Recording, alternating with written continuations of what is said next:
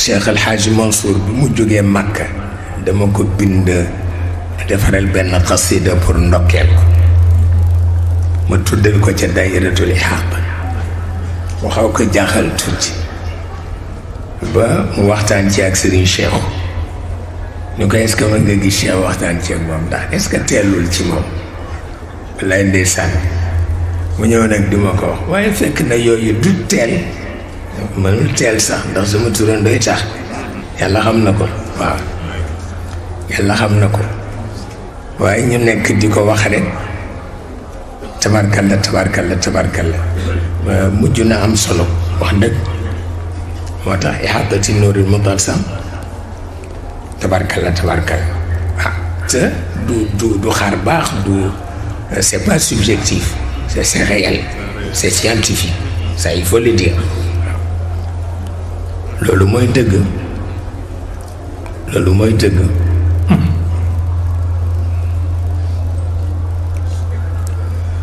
yàlla àtte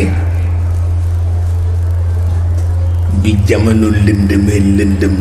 lëndëm mu xëy rek woolu ma moom Hadj Mansour ku baax la wallaay ndeysaan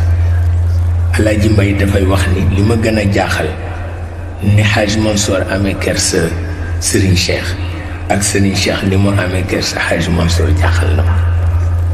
waaye booba dafa fekk nu bokk rek waaw mu ni nañ ma woo ma daal di jóg ci guddi daw seet mu ni ma man de maa ngi ànd ak Amadou Lo man de ma la doon woolu ndax xam nga ni mission bi ma bokk góor gi jeex na ba dañuy dem ma ne ko loolu de am na mu ni ma doon la laaj ndax xam nga loo bokk ak Serigne Mbaye ma ne ko weesu loolu na bokk dëkk ca Ndar walla yàlla xam na ko mu ni ma waaw kay loolu rek la bëggoon dégg ndax da nga jëm ci jamono bu nga xam ne ku xuloog sa mbokk dana bari ku sol mantu ñëw ni dafa defare te fekk dafa jaay si dara jare waaw lii la ma ko wax wallaay ndeysaan ñu continuer di waxtaan mu ni ma am nga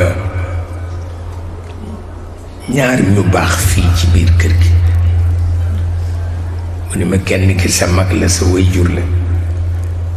muy njóogu ñan mu ni ma kenn ki sa wëllëre la sa nijaay la muy Adama Kan wallaay ndeysaan yoon nga bàyyi leen xel mu ni ma ndax ñoom gis nga ñoom rek ñoo ñëw ci sa papa ak ci yow waaw mu ni ma loolu rek moo lay won ni tabarkalla nga bàyyi leen xel mu ni ma nag Adama laa ci gën a yërëm ndax moom mi ngi bëgg a dundal wëllëre Alaaji Abdu Kan waaye mi ngi la bëgg a protéger yow miy jarwaatam ma ni ko pourtant disul ci moom mu ni ma kon nag tawfiq la wallaay noonu la ma ko waxee waaw kon nag tawfiq la te wax na dëgg tawfiq pire la bi sëñ Babacar dogee rek la Adama Kan ñëw ni ma xam nga lu ma lay wax waxuma benn toq deret bu mu am waaye bu jë ñaq laa wax loolu rek laa lay wax daal di dem yoonam te wax na dëgg mu ni ma parce que dafa am ñu nu rax te bokkuñ ci tariqa bokkuñ ci famille waaw li leen indi ci dëkk bi xam naa ko moo ma ko wax ci làmmiñam ma ne ko bu yeboo rek sa xel na ci dal yàlla xam na ko moo tax ba tey seen pexey caaxaan yooyu mu jul tàbbi ndax gisuñu kenn waaye gisuñu kenn yàlla xam na ko gisuñu kenn tabarkàlla góor gi defar nañ ko denc ko kenn yëgul walaay ndeysaan te benn jam-jam amu ci parce que diggu këram jàkkale ku ko fa jullee wàcc waaw diggu këram jàkkale ku ko fa jullee wàcc moom laa wax Serigne Alioune Gueye mu soog a taf gémmiñam ni ma fàtte woon naa ko ni ma kon ma jële Serigne Moussa comme mooy imam ratib bi boog mu jullee ko ma ni ko bu koy jullee rek àdduna di tukki parce que kon dana sedd sharia waaye du sedd jolof àdduna tukki ma ni ko nañu jëli Mam Mbakke moom mi jur sëñ Babacar jur Alaaji Mansour jur Alaaji Abdu nañ ko jëli mu ñëw jullee ko moo gën ndax magama julle woon Maodo ñu dem jëli Mam Mbakke mu ñëw moo jullee sëñ Babacar Si